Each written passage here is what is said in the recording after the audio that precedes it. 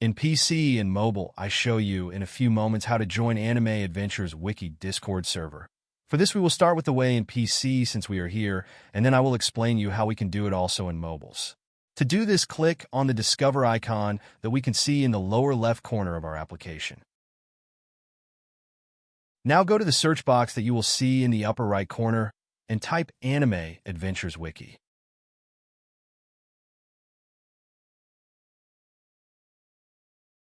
Now click on the server we are looking for, and then click on the Join button at the top of our Discord application. Congratulations, you are already inside the Discord server on PC. On mobiles, it is quite likely that you cannot do this same process, as it does not usually show the option to discover. That's why I'll leave a link to access to this server in the description of this video. Simply access the description and click on it, and thereby automatically access the Discord server without doing anything else. Please give a like to this video, comment, and subscribe. Until the next one.